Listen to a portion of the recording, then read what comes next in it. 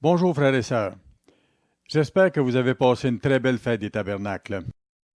Je suis assuré que ça a été le cas. Nous sommes tous d'accord que ce que nous avons entendu au cours des 7 derniers jours, le monde en a besoin. Le monde a besoin de nouvelles lois, d'un nouveau gouvernement, d'une nouvelle vie et un système qui les aide vraiment. Nous sommes reconnaissants que Dieu nous a donné cette occasion d'être ici au cours de sa fête. Nous avons eu une invitation de Dieu lui-même. C'est ma 48e fête des tabernacles. Et chaque année, j'apprends davantage à mesure que j'observe les fêtes de Dieu. M. Armstrong avait l'habitude de demander une question à chaque fête. Pourquoi êtes-vous ici? Il voulait que nous comprenions vraiment le but de Dieu, pourquoi il nous avait appelés et quel est son plan par rapport à chacun de nous. Ce n'est pas la volonté de Dieu que personne périsse. Dieu veut donner la vie éternelle à tous ceux qui vont être disposés à lui obéir. Alors nous sommes ici pour apprendre davantage au sujet du plan de Dieu, au sujet de son plan de salut. La fête que nous observons aujourd'hui, c'est une fête différente de la fête qui vient de se terminer hier soir au coucher du soleil. Dieu nous donne la capacité spéciale de comprendre son grand plan de salut. Nous ne le méritons pas. Dieu nous a appelés gratuitement. Nous lisons dans Matthieu 13, verset 10. Allez à Matthieu 13 et le verset 10. Ses disciples lui ont demandé une question. Pourquoi leur parles-tu en parabole? Jésus leur répondit, parce qu'il vous a été donné de connaître les mystères du royaume des cieux, et que cela ne leur a pas été donné. Car on donnera à celui qui a, et il sera dans l'abondance, mais à celui qui n'a pas, on ôtera même ce qu'il a. C'est pourquoi je leur parle en parabole, parce qu'en voyant, ils ne voient point, et qu'en entendant, ils n'entendent ni ne comprennent. Et pour eux s'accomplit cette prophétie, une prophétie d'Ésaïe. Et Jésus a cité cette prophétie, verset 16. Mais heureux sont vos yeux parce qu'ils voient, et vos oreilles parce qu'elles entendent. Dieu nous a donné une vision spéciale et une compréhension spéciale pour comprendre les choses spirituelles à partir de ces Écritures, que personne d'autre ne peut comprendre à moins d'être appelé par Dieu. Cette fête, le dernier grand jour que nous célébrons aujourd'hui, c'est une fête tout à fait différente de la fête des tabernacles que nous venons d'observer. C'est une fête particulière aujourd'hui pour un groupe spécial de personnes qui font partie de son plan de salut aussi. Et nous avons hâte à la réalisation de cette fête du dernier grand jour. Dieu appelle cette fête le dernier grand jour. Bien sûr, toutes les fêtes de Dieu sont grandes et importantes. C'est la dernière étape du plan de Dieu pour l'humanité. Ce n'est pas la volonté de Dieu que personne périsse.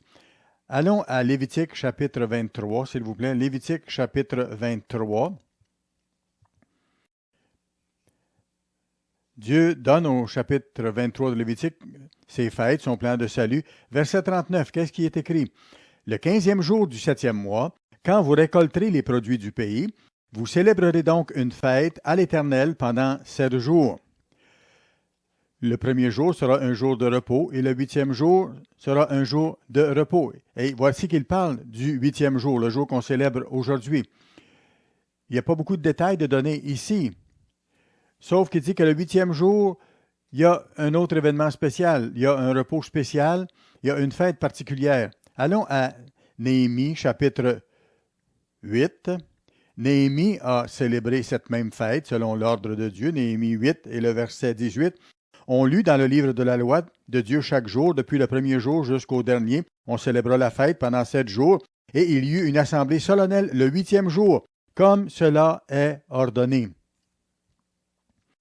Nous voyons ici 2 exemples d'une fête à célébrer le 8e jour. Frères et sœurs, il y a de l'espoir pour tous ceux qui sont décédés. Dieu a dit qu'il ne voulait pas que personne périsse. Il est écrit dans Jean 3, verset 16, « Dieu a tant aimé le monde qu'il a donné son Fils unique, afin que quiconque croit en lui ne périsse point, mais qu'il ait la vie éternelle. » Dieu n'a pas créé aucun individu pour qu'il périsse. Dieu veut offrir une chance de salut à tous les êtres humains. Dieu va donner la vie éternelle à ceux qui lui obéissent et il va leur permettre de vivre avec lui à jamais.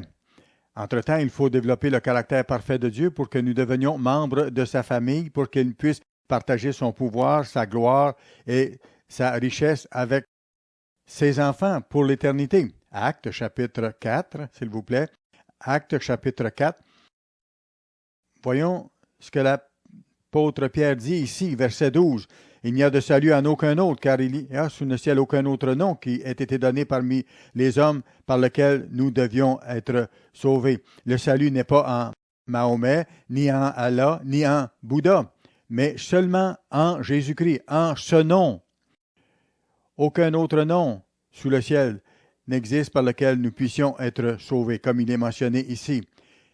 C'est la volonté de Dieu d'offrir le salut à tous les êtres humains, mais en son temps, selon son ordre des choses. 1 Corinthiens, chapitre 15, c'est le chapitre de la résurrection. L'apôtre Paul déclare quelque chose d'important. 1 Corinthiens 15 et le verset 21. Car puisque la mort est venue par un homme, c'est aussi par un homme qu'est venue la résurrection des morts. Et comme tous meurent en Adam, Adam a introduit, pour ainsi dire, la mort. Et comme tous meurent en Adam, de même aussi tous revivront en Christ. Mais chacun en son rang, voyez-vous, chacun en son rang. Christ, comme prémisse, il est le premier à avoir été ressuscité à la vie éternelle, puis ceux qui appartiennent à Christ lors de son avènement. Ensuite viendra la fin, quand il remettra le royaume à celui qui est Dieu et Père, après avoir réduit à l'impuissance toute domination, toute autorité et toute puissance, comme la Bible le montre. Alors, voyez-vous, Dieu a un ordre de faire les choses. Le salut s'échelonne, selon certains groupes, sur long de temps. 1 Timothée chapitre 2. 1 Timothée chapitre 2. Voyons ce que ça veut dire, cette période de temps sur laquelle s'étend l'offre de salut à différents groupes pour avoir couvert tout le monde. Verset 3. Cela est bon et agréable devant Dieu, notre Sauveur qui veut que tous les hommes soient sauvés et parviennent à la connaissance de la vérité. Dieu veut que les gens comprennent son plan, l'acceptent et en vivent. Et à ce moment-là, Dieu peut donner la vie éternelle à ces gens appelés pour qu'ils vivent à jamais. Car il y a un seul Dieu et aussi un seul médiateur entre Dieu et les hommes, Jésus-Christ, homme, qui s'est donné lui-même en rançon pour tous. C'est là le témoignage rendu en son propre temps, voyez-vous, en son propre temps. Pour nous, c'est maintenant le jour de l'appel. Et durant le millénium, Dieu va appeler les êtres qui seront encore vivants. Et après le millénium, Dieu va offrir le salut à ceux qu'il va ressusciter. Allons à Actes chapitre 17, s'il vous plaît, et le verset 19.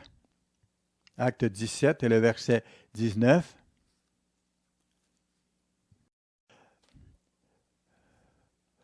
Paul parlait du Dieu inconnu que les gens dans cette ville adoraient. Il dit, je vous parle de ce Dieu-là, le Dieu qui a fait le monde, verset 24, et tout ce qui s'y trouve, étant le Seigneur du ciel et de la terre. Il n'habite pas dans des temples faits de mains d'hommes. Il n'est point servi par des mains humaines, comme s'il avait besoin de quoi que ce soit. Lui qui donne à tous la vie, la respiration et toutes choses. Paul démontre ici que ce Dieu que les gens ne connaissaient pas, c'est lui qui donne la vie. Verset 26, il a fait que tous les hommes sortis d'un seul sang habitent sur toute la surface de la terre, ayant déterminé la durée des temps et les bornes de leur demeure.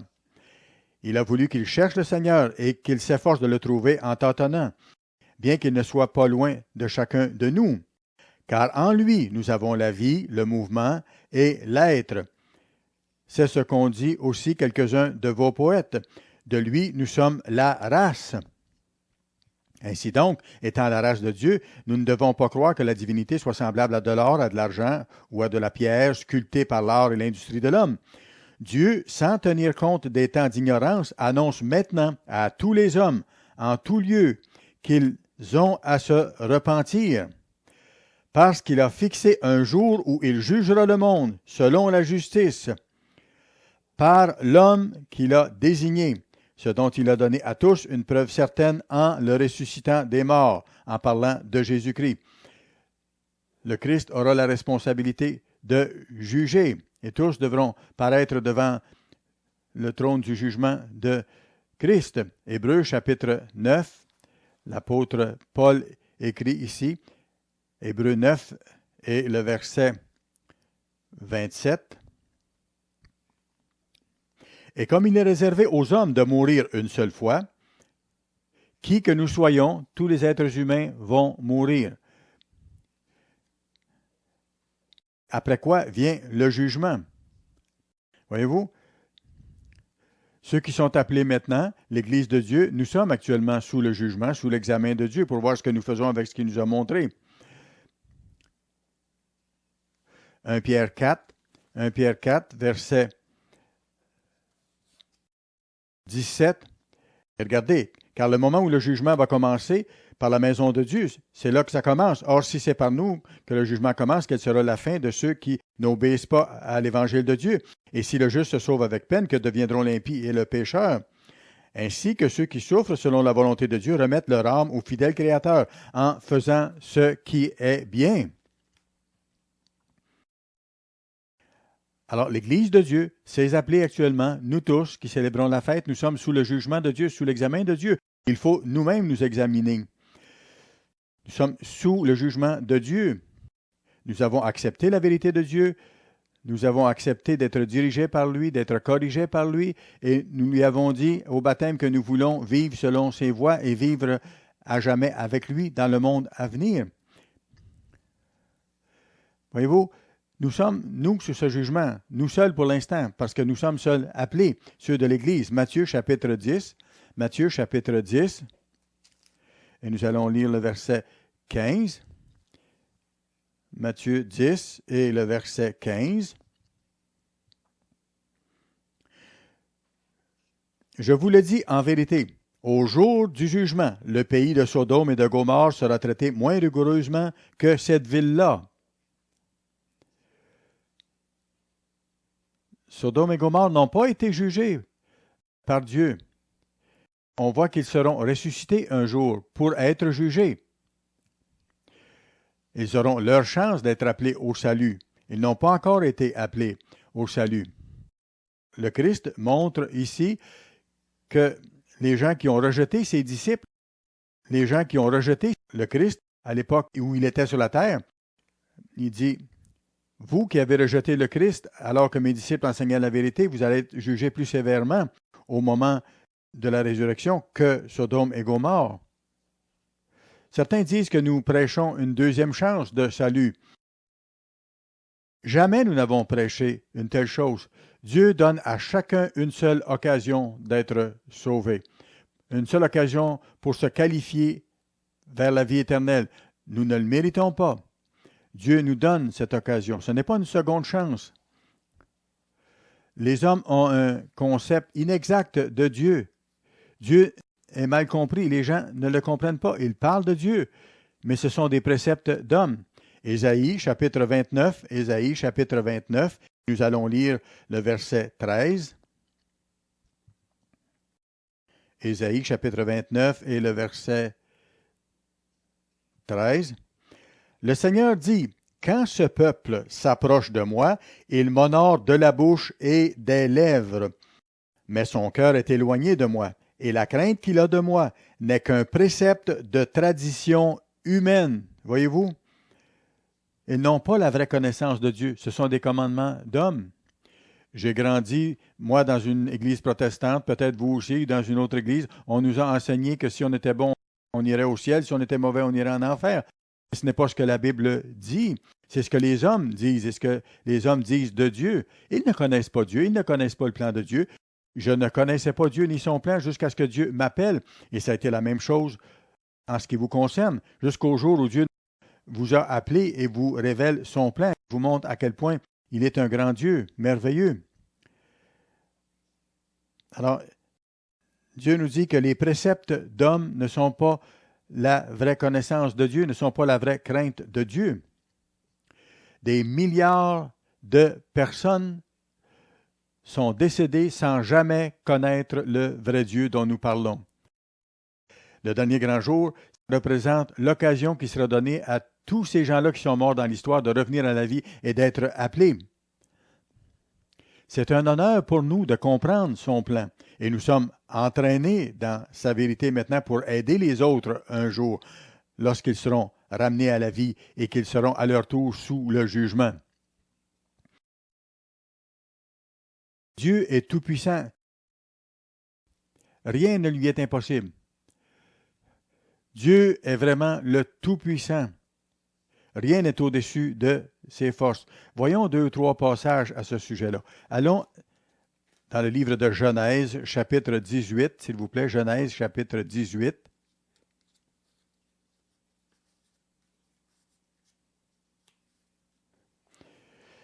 Quand Dieu a dit à Abraham qu'il aurait un fils, Sarah a ri parce qu'elle ne croyait pas ce qui allait arriver. Genèse 18, verset 10.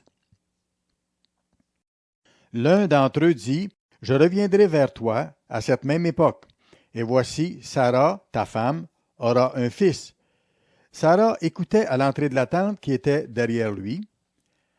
Abraham et Sarah étaient vieux, avancés en âge, et Sarah ne pouvait plus espérer avoir des enfants. Elle rit en elle-même en disant, « Maintenant que je suis vieille, aurai-je encore des désirs? Mon Seigneur aussi est vieux. »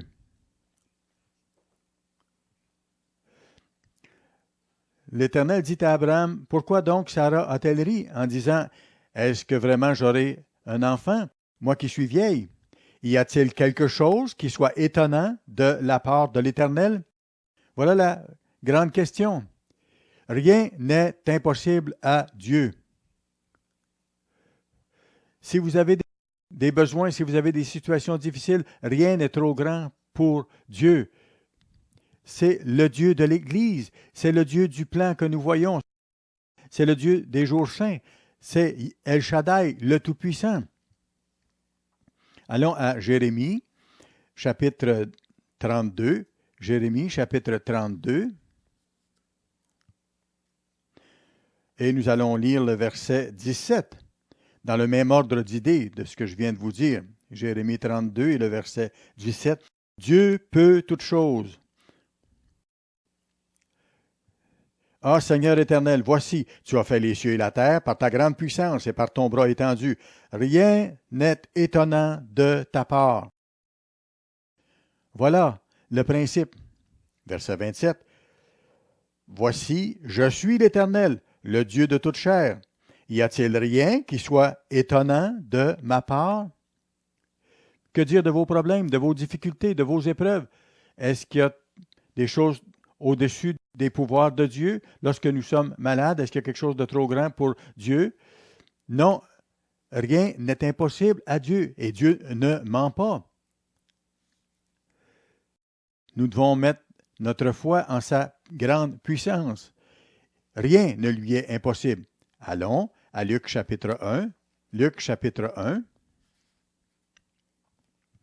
Luc chapitre 1, nous allons lire le verset 46.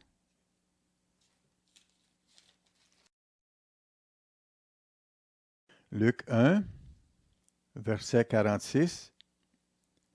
C'est l'épisode où Marie est allée visiter sa cousine Élisabeth.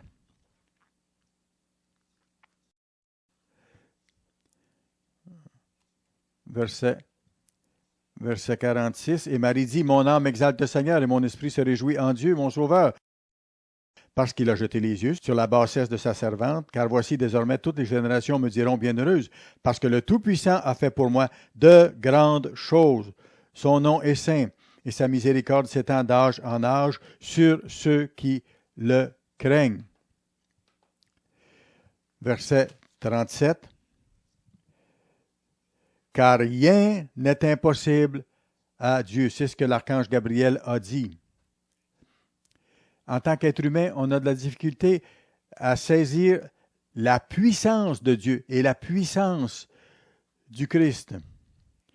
Il a abandonné sa gloire et sa puissance pour être engendré physiquement dans le sein de Marie, et il est devenu fils de Dieu par la résurrection.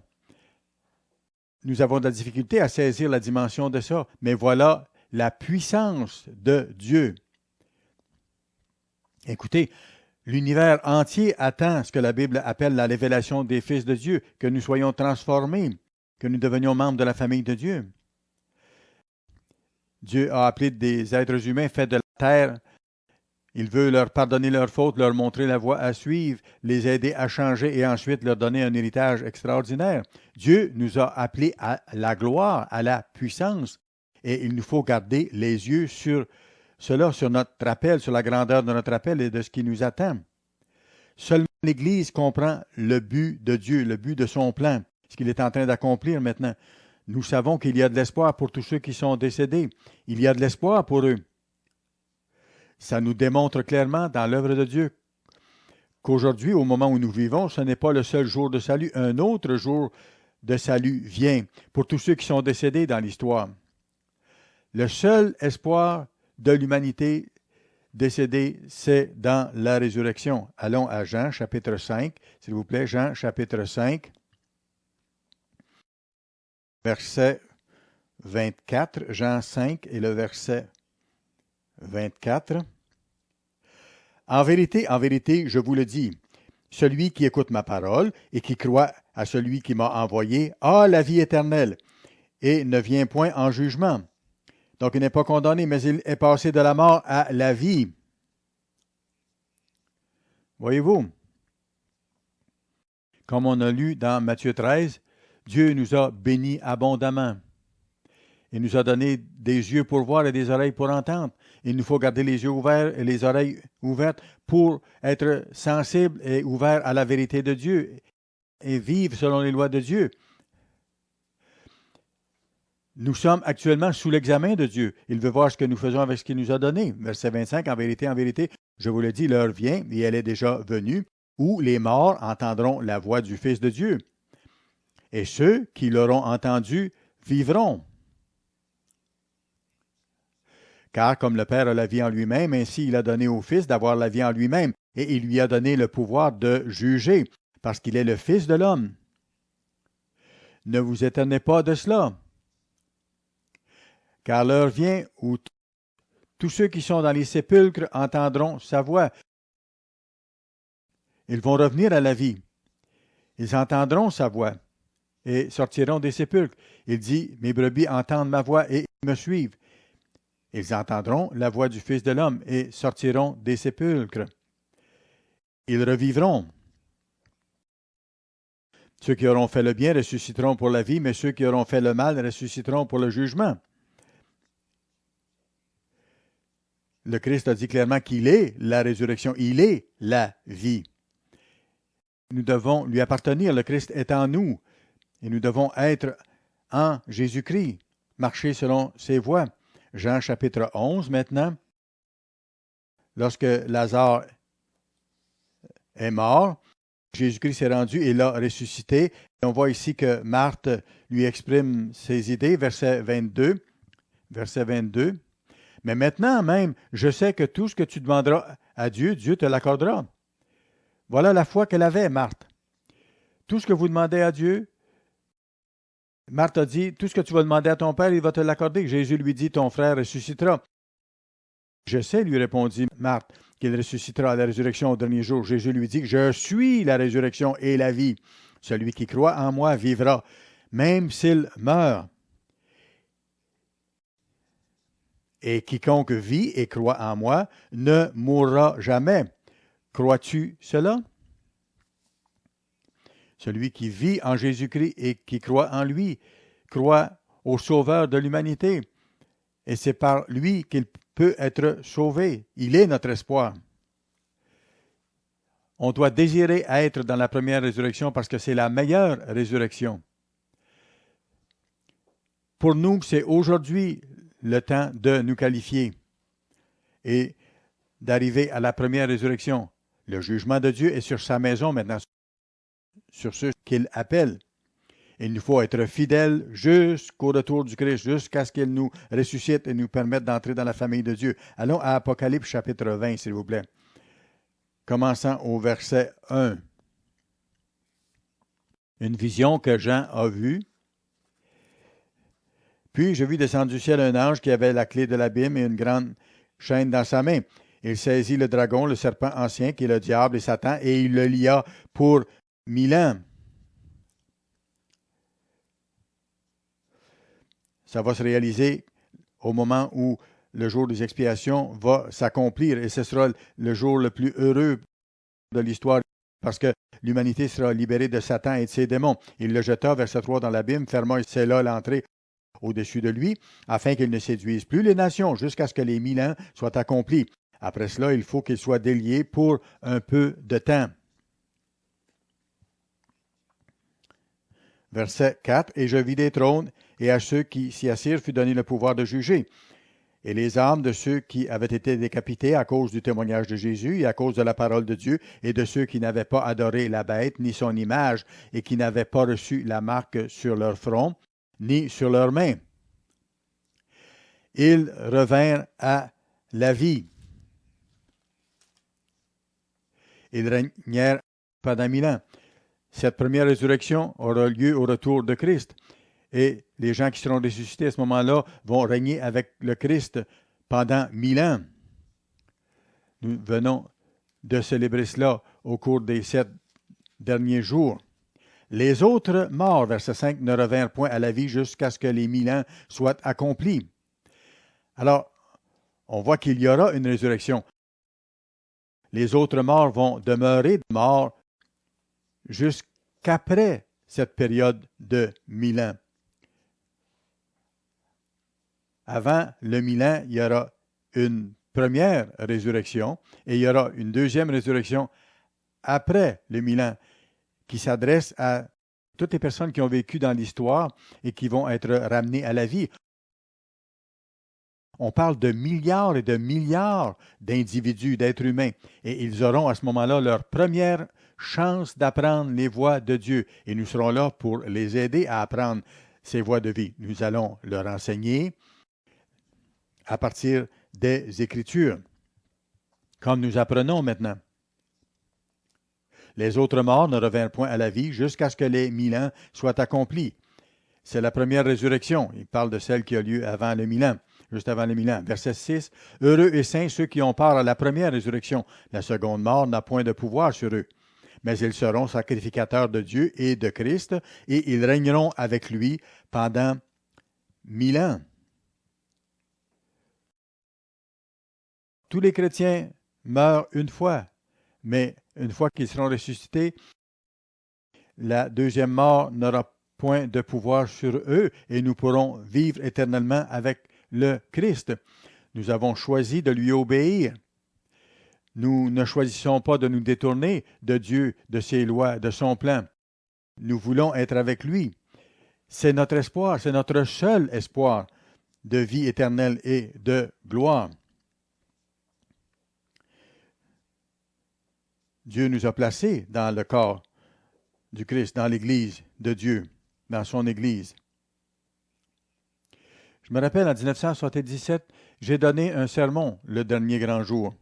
Et après que j'ai eu terminé mon message, un individu est venu me voir. Il avait de la difficulté à entendre et il s'est mis à pleurer. Il pleurait à chaudes larmes. J'ai attendu qu'il finisse de pleurer. Je me demandais qu'est-ce qui se passait. Il m'a dit après, je vais vous dire quelque chose. Je n'ai jamais dit à personne ce que je vais vous dire. Quand j'étais adolescent, j'étais l'adolescent le plus rebelle possible. Je faisais tout le contraire de ce que mon père disait le plus possible. J'étais pour entrer dans le corps des marines et mon père a essayé de m'en dissuader. Ça m'a rendu tellement furieux que j'ai mis mon poing devant son nez et je lui ai dit « J'espère que tu vas tomber mort. » Et vous savez, M. League, mon père est mort à ce moment précis. Je l'ai ramassé et je lui ai dit « C'est pas ça que je voulais faire, c'est pas ça que je voulais dire, je regrette. » Mais mon père était mort. J'ai traîné cette culpabilité-là depuis 35 ans.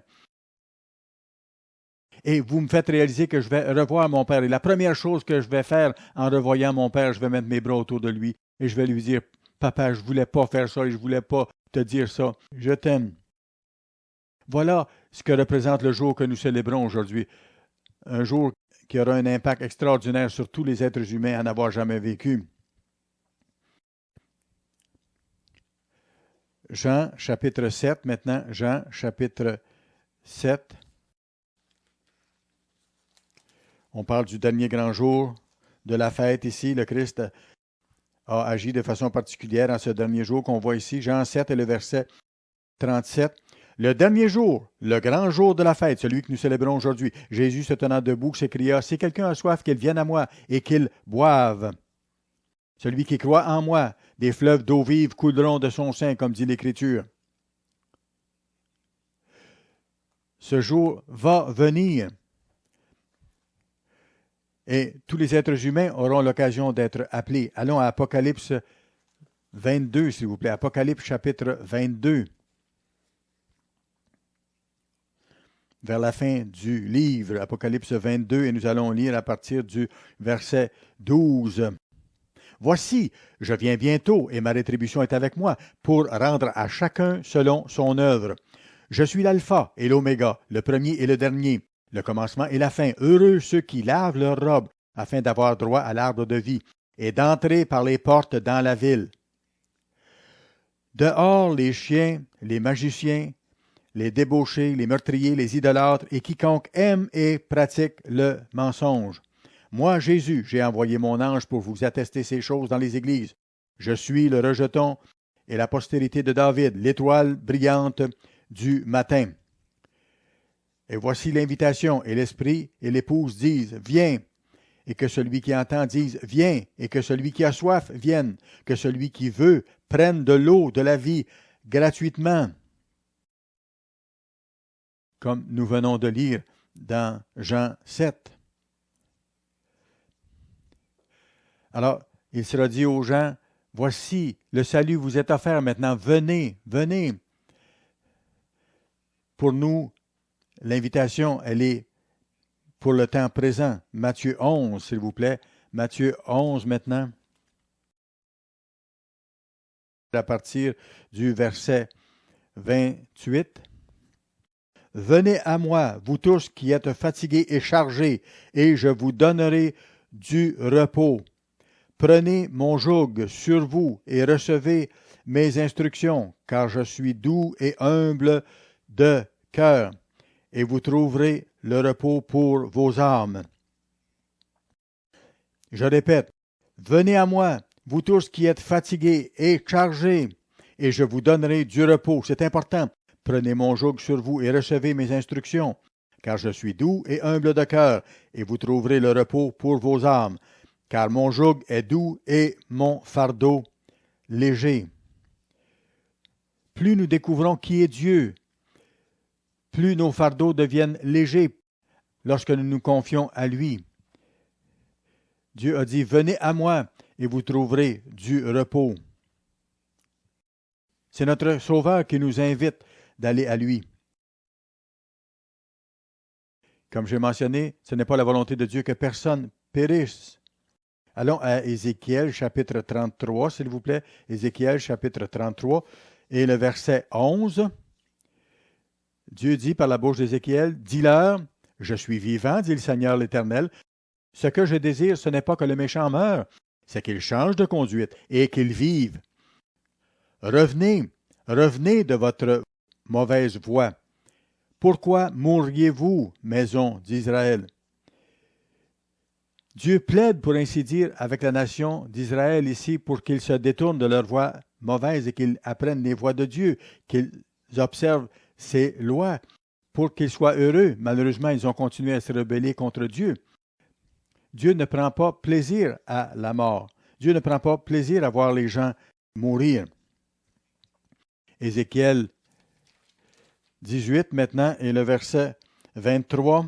« Ce que je désire, est-ce que le méchant meurt, dit le Seigneur l'Éternel, n'est-ce pas qu'il change de conduite et qu'il vive? » Voyez-vous, frères et sœurs, C'est Satan qui a amené la mort dans le monde. Il a amené la mort abondamment dans le monde. Mais Jésus est venu dans le monde pour apporter la vie et la vie en abondance, même la vie éternelle.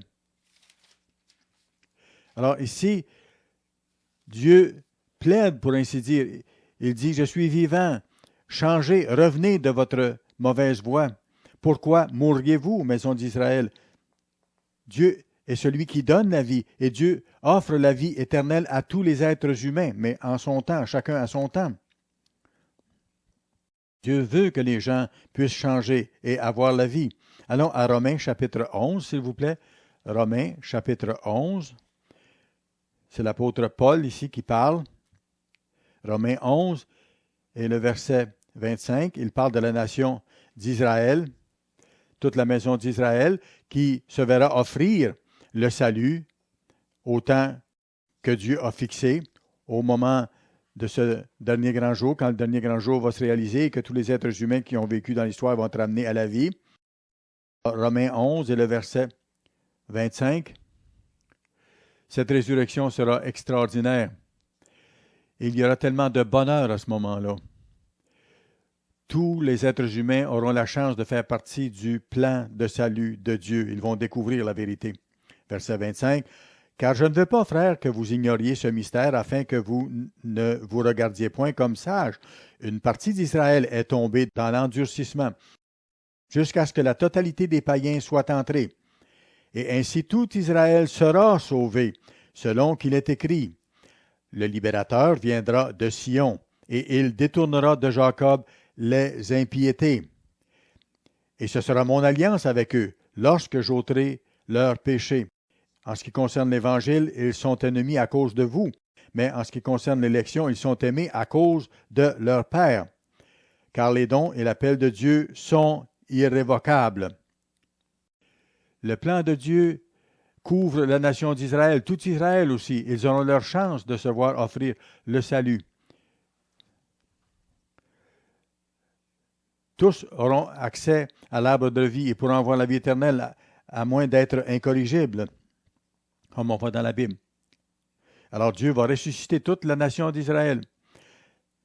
Il va leur redonner la vie, comme on voit dans Ézéchiel chapitre 37. Allez à Ézéchiel chapitre 37. Ça parle de cette grande résurrection qui aura lieu lorsque se réalisera le dernier grand jour. C'est tellement frappant de voir ce qui va se passer à ce moment-là. Tous les êtres humains qui ont vécu dans l'histoire seront ramenés à la vie. Verset 1. « La main de l'Éternel fut sur moi, et l'Éternel me transporta par son esprit et me déposa dans le milieu d'une vallée remplie d'ossements.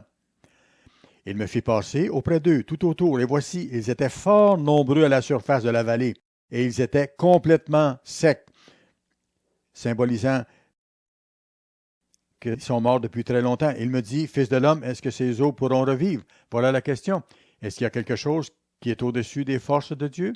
Est-ce que certaines choses sont impossibles à Dieu? Non, rien n'est impossible à Dieu. Je répondis, Seigneur, tu le sais. Il me dit, prophétise sur ces eaux et dis-leur, ossements desséchés, écoutez la parole de l'Éternel. Ainsi parle le Seigneur l'Éternel à ces eaux. Voici, je vais faire entrer en vous un esprit, un souffle, et vous vivrez. Je vous donnerai des nerfs, je ferai croître sur vous de la chair. Je vous couvrirai de peau, je mettrai en vous un esprit, et vous vivrez, et vous saurez que je suis l'Éternel. » Tous ces gens-là n'ont jamais connu le vrai Dieu. Nous le connaissons. Ils apprendront à le connaître lorsqu'ils reviendront à la vie, lorsque le jour que nous célébrons aujourd'hui, le dernier grand jour, se réalisera.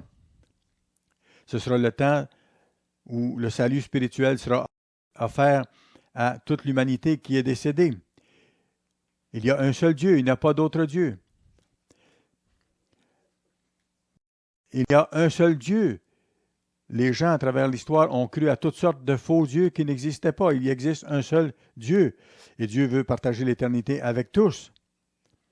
Et vous saurez que je suis l'Éternel. Verset 7, je prophétisais selon l'ordre que j'avais reçu. Verset 7, et comme je prophétisais, il y eut un bruit, et voici, il se fit un mouvement, et les eaux s'approchèrent les uns des autres.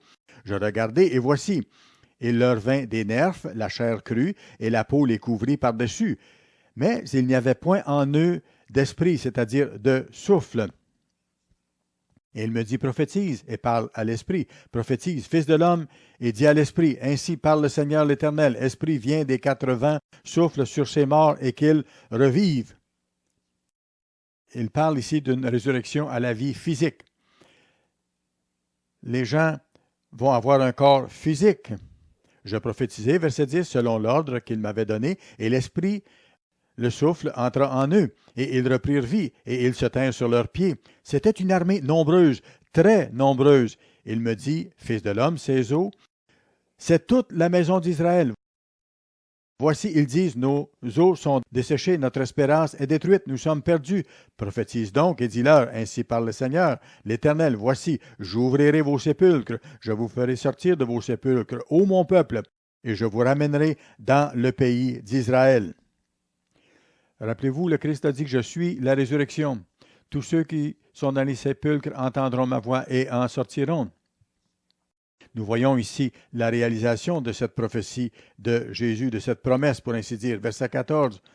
Je mettrai mon esprit en vous, et vous vivrez. Je vous rétablirai dans votre pays. Et vous saurez que moi, l'Éternel, j'ai parlé et agi, dit l'Éternel.